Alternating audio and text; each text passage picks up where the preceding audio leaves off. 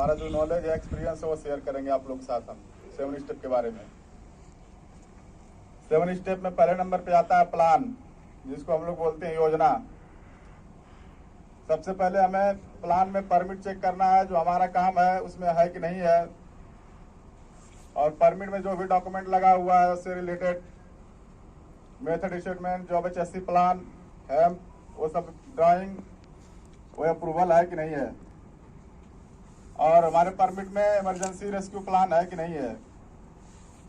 उसके बाद आता है दूसरे नंबर पे कम्युनिकेट, जिसको हम लोग बोलते हैं बातचीत करना।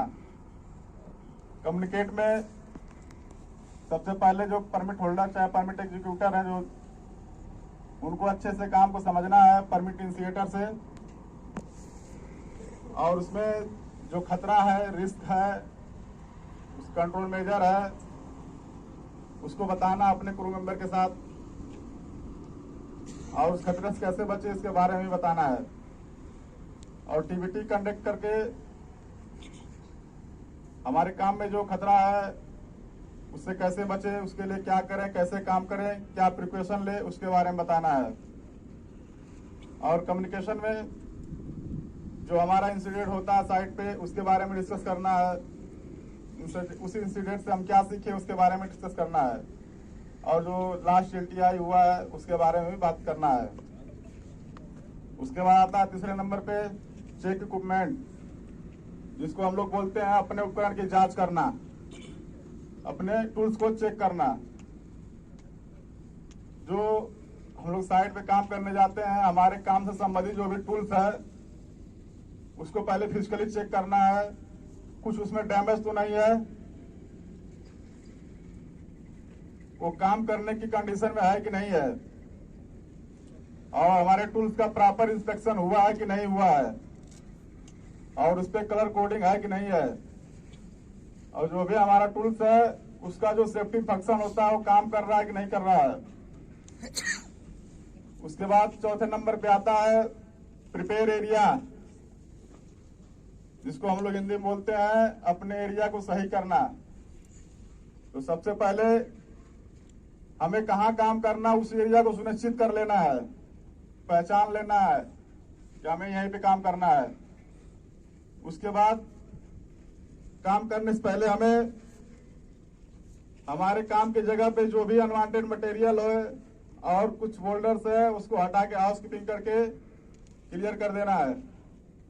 उसके बाद आने जाने का रास्ता जो है सुनिश्चित करना है कि कुछ इमरजेंसी हो रहा है तो हमें किस तरफ से निकलना है, किस तरफ से आना है। और जो है हमारे काम करने की जगह पे अगर साइड में कोई हजारियस एरिया है, खतरनाक जगह है, जैसे मान लीजिए गड्ढा एक्सवेशन है, उसको पहले हमें बैरिकेड करना है। बैरिकेड करके कुछ जरूरी साइनेज वहां पे लगाना है,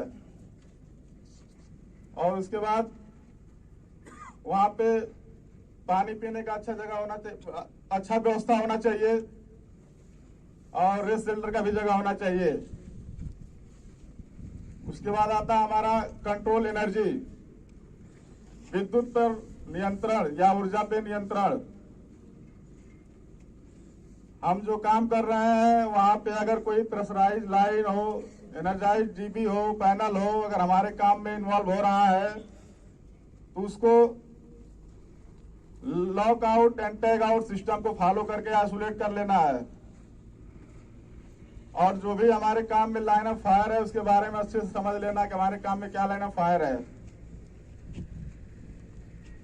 उसके बाद आता है फाइनल चेक, अंतिम जांच, आखिरी निरीक्षण। तो आखिरी निरीक्षण में सबसे पहले हमें चेक करना है जिस जगह हम काम कर रहे हैं वहां पे अगर कोई इमरजेंसी होता है तो फायर अलार्म बजने की व्यवस्था है कि नहीं है। उसके बाद वहां पे फर्स्ट एड किट, जिसको हम लोग बोलते हैं प्राथमिक उपचार यंत्र, है कि नहीं है। और वहां पे फायर इंस्टिट्यूशन, जिसको हम लोग बोलते हैं आग बुझाने वाला यंत्र, है कि नहीं है। और वहां पे जो है कि उसके बाद आता है स्टार्ट द वर्क, काम को शुरू करना।